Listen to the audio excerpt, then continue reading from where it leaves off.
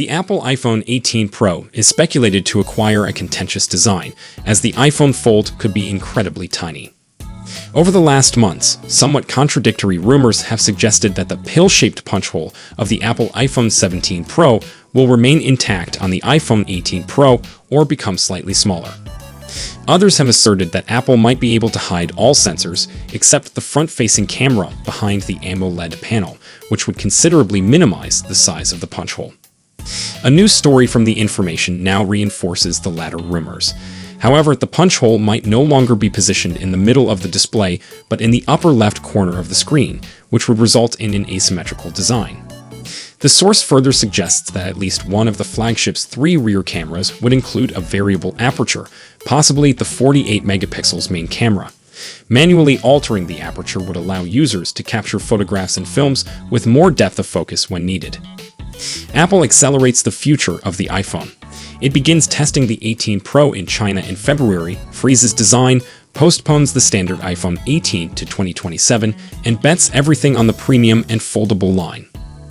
With iPhone 18 Pro engineering frozen, Apple begins the no inspection procedure testing phase in China shortly after the Lunar New Year, separates timelines, pushes the regular iPhone 18 to 2027, and concentrates resources on the Pro and Max lines, as well as the ambitious foldable iPhone, aimed at high-priced items, higher margins, and exclusivity.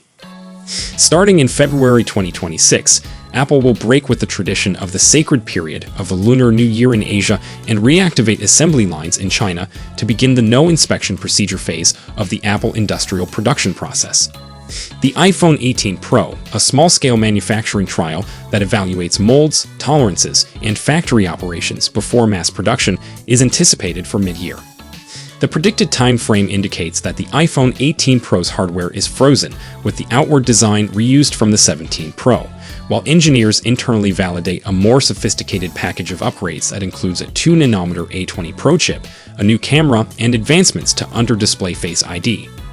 At the opposite end of the planning spectrum, the regular iPhone 18 is pushed into its own cycle, with no inspection procedure testing only at the end of 2026, mass production between January and February 2027, and a launch in the spring of that year.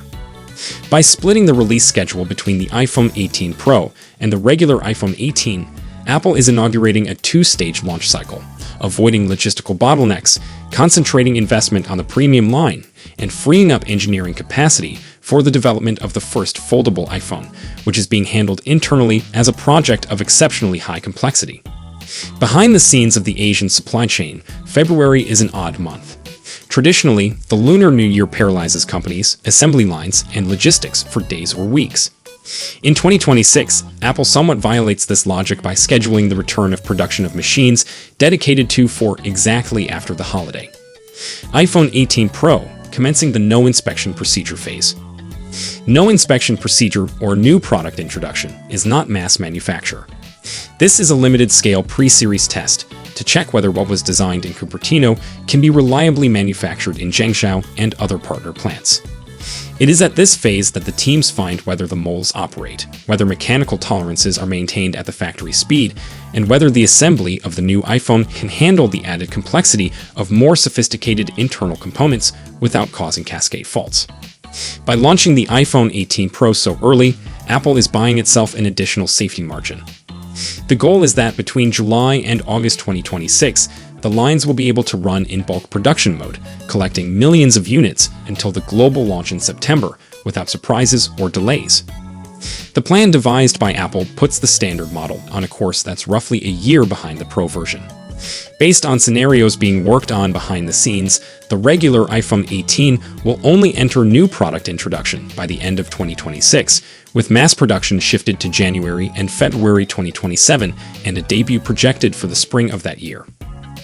This breaks with the pattern of years in which the Basic and Pro lines arrive together in September and consolidates a temporal hierarchy in which the iPhone 18 Pro takes the lead both technologically and in terms of release timing. Separating the timetables allows Apple to avoid internal competition for components, factory capacity, and technical attention. Instead of calibrating all versions of the iPhone at the same time, the corporation focuses initially on the 18 Pro and 18 Pro Max, stabilizes production, and only then switches its focus to the standard iPhone 18. The consequence is a premium cycle in 2026 and a mass cycle in 2027, with direct impacts on the sense of value and obsolescence for each audience category. External design unchanged, inside hardware redesigned from the iPhone 18 Pro. One of the approaches to accelerating the timetable of iPhone, the choice to not drastically alter the outward design of the 18 Pro was a key one. The gadget is believed to inherit the chassis from the iPhone 17 Pro, reusing molds, mechanical processes, and an existing established supply chain. From the outside, everything implies continuity, which lowers physical dangers and shortens the structural testing procedure. This seeming aesthetic repetition works as a Trojan horse to allow for tremendous inner alterations. The 18 Pro generation features the leap to the A20 Pro microprocessor built in 2 nanometers, which involves new thermal management, logic board redesign, and tweaks to the power supply. There are also major alterations to the camera setup and the preparation of Face ID elements behind the screen, a technique that puts even more strain on the packing of the components.